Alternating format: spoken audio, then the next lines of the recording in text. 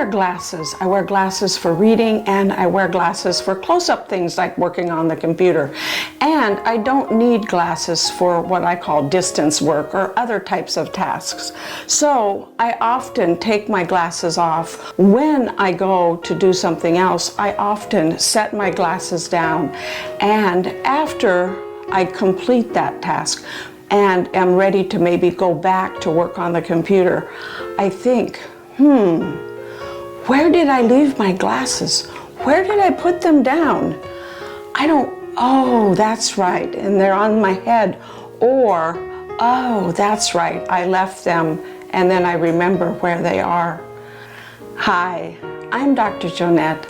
I'm an ER doctor, clinical professor, researcher, mother, as well as a grandmother.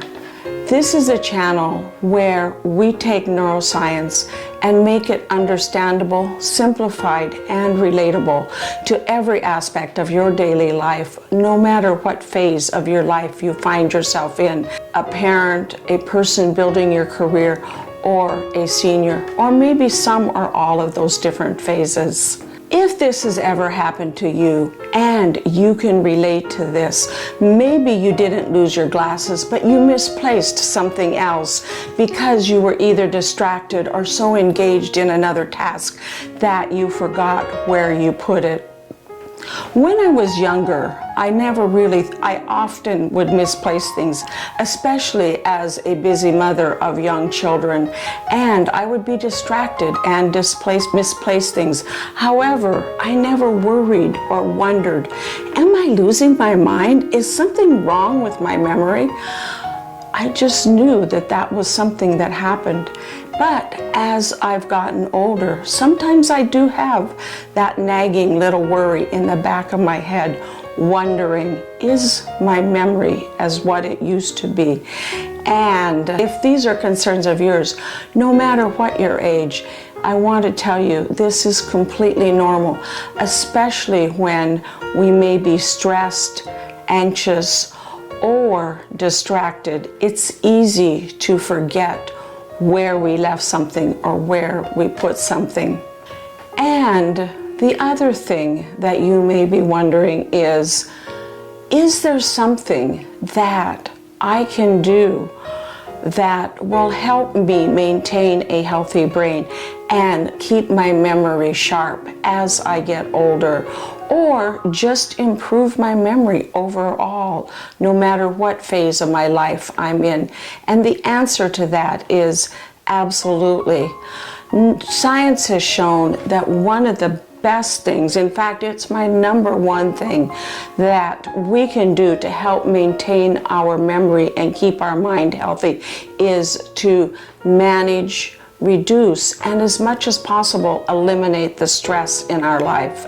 We all live in a stressful society and experience episodes of acute stress throughout our day, and there's nothing we can do about that. However, we can teach our body how to quickly return back to a balanced state after an acute stress episode, so that that acute stress episode doesn't go on to create what is called chronic stress. Chronic stress is when we have elevated levels of stress hormones in our body, elevated levels of cortisol, that fight, flight, or flee hormone that puts us into survival mode. Those elevated levels of cortisol, as well as an imbalance of other neurotransmitters like serotonin and dopamine, but will not only affect our brain, but will also affect and cause damage to our bodies. So learning how to reduce stress and keep our bodies in balance is important for keeping our brain healthy. A number of studies have been done that show as little as a week of acute severe stress can begin to damage the cells of our hippocampus.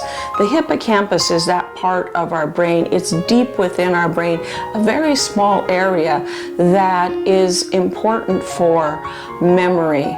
It's not only the creation of new memories, but also the ability to retrieve old memories and for consolidation of memories. As much as a few months of acute stress without return back to balance will not only damage the cells of the hippocampus, but also will start to destroy the dendrites. The dendrites, when we look at a nerve cell, we can think of it kind of like a tree. The cell itself is the trunk, and the branches are the dendrites. The leaves of the tree would be considered the synapses, or the way that the dendrites communicate with other cells. When the dendrites are damaged, the cell loses its ability to communicate with other cells within the brain and throughout the body. And as a result, if our cells within our hippocampus, our memory center, are unable to communicate with, say, the learning centers of our brain, which is the neocortex, or that outer gray kind of wrinkled looking covering to our brain. If they can't communicate with the learning centers, then what happens is we can't remember what we learned.